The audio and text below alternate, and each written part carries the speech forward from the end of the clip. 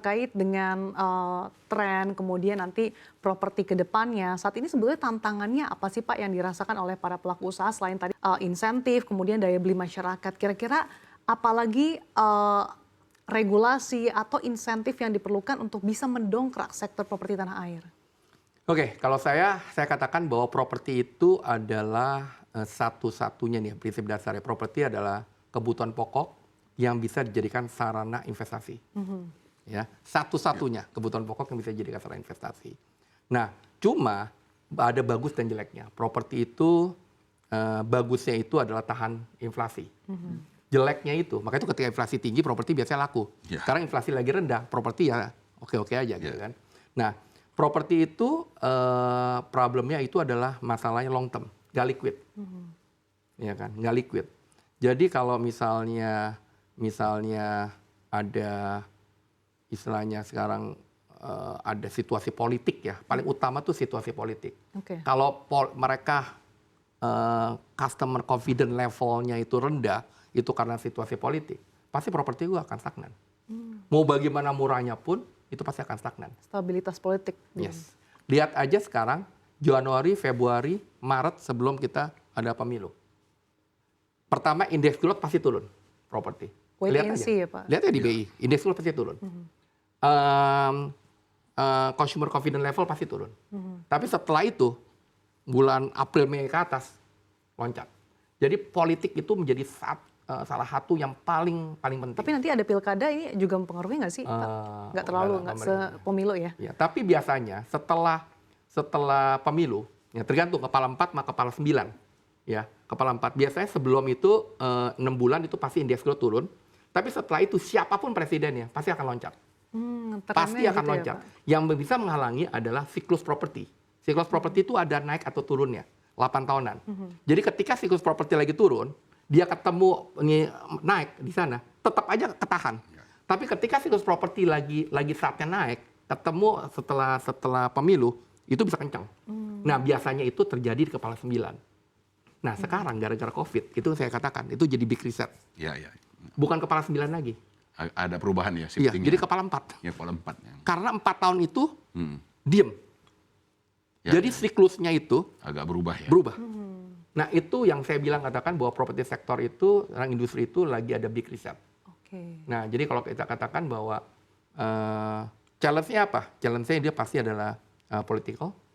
Kedua, apakah properti itu akan bagus? Secara kita bicara, ya walaupun katakan Indonesia sedang tidak baik-baik aja, kalau saya ngelihat yang relevan sama properti, Indonesia masih baik-baik saja.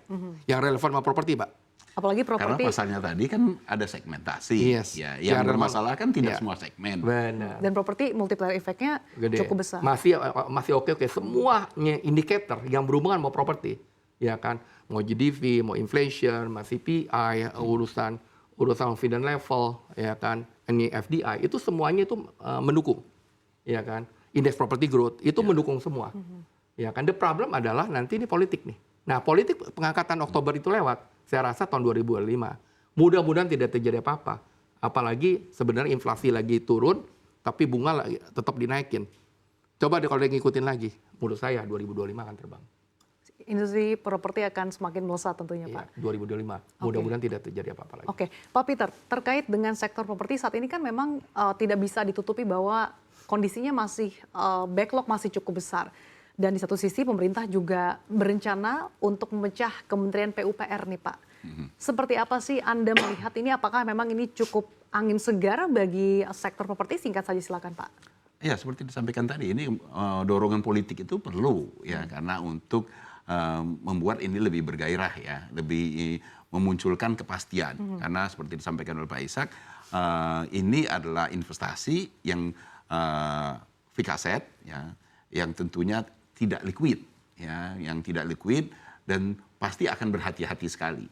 Pada segmen-segmen kelompok masyarakat tertentu pasti akan melakukannya itu dengan berpikir berkali-kali ya.